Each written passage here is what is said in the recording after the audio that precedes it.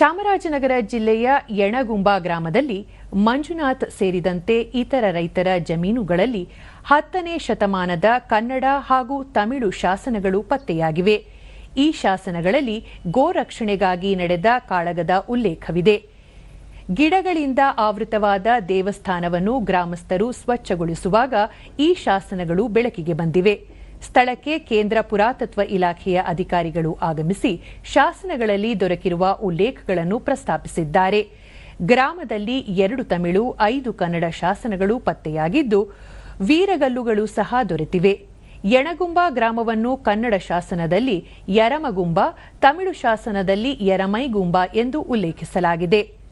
ದೂರದರ್ಶನದೊಂದಿಗೆ ಭಾರತೀಯ ಪುರಾತತ್ವ ಸರ್ವೇಕ್ಷಣಾ ಇಲಾಖೆಯ ಮೈಸೂರಿನ ಸಹಾಯಕ ಅಧೀಕ್ಷಕ ಶಾಸನ ತಜ್ಞ ಡಾ ಅನಿಲ್ ಕುಮಾರ್ ಆರ್ವಿ ಸರ್ವೇಕ್ಷಣೆಯಲ್ಲಿ ಯಣಗುಂಬ ಗ್ರಾಮದಲ್ಲಿ ಹೊಸ ಮತ್ತು ಹಳೆಯ ಶಾಸನಗಳನ್ನು ಬೆಳಕಿಗೆ ತರುವ ಪ್ರಯತ್ನ ಮಾಡಲಾಗಿದೆ. ಅದರಲ್ಲಿ 5 ಕನ್ನಡ ಶಾಸನಗಳು ಮತ್ತು 2 ತಮಿಳು ಶಾಸನಗಳು ದೊರೆತಿವೆ. ಇವುಗಳ ಬಗ್ಗೆ ಮತ್ತಷ್ಟು ಮಾಹಿತಿ ಸಂಗ್ರಹಿಸಲು ಅಧ್ಯಯನ ನಡೆಸುವುದಾಗಿ ತಿಳಿಸಿದರು.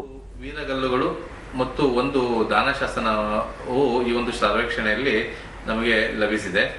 ಆ ಒಂದು ಕನ್ನಡ ಶಾಸನಗಳಲ್ಲಿ 3 ಶಾಸನಗಳಲ್ಲಿ ಯರ್ಮಗುಂಬದ ಉಲ್ಲೇಖ ಇರುವಂತಹ ಶಾಸನಗಳನ್ನ ಕಾಣಬಹುದು.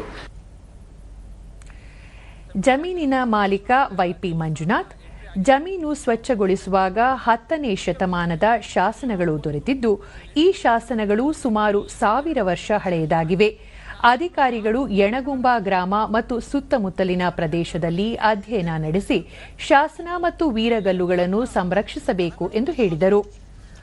ಆ ದನಗಳಿಗಾಗಿ ಹೋರಾಟ ಮಾಡಿದಂತ ಒಂದು ಇತಿಹಾಸವನ್ನ ಇಲ್ಲಿ ಹೇಳುತ್ತೆ. ವೀರಮರಣ ಹೊಂದಿದ ಒಬ್ಬ ವ್ಯಕ್ತಿ, 3 ಜನ ವ್ಯಕ್ತಿಗಳ ಬಗ್ಗೆ ಇದರಲ್ಲಿ ಇತಿಹಾಸ ಇದೆ. ಒಂದು ಬಂದು ಈ ಶಾಸನದಲ್ಲಿ ಇದು 10ನೇ ಶತಮಾನದ ಶಾಸನ, ಅಂದ್ರೆ ಸುಮಾರು 1000 ವರ್ಷಗಳ ಹಿಂದಿಂದು.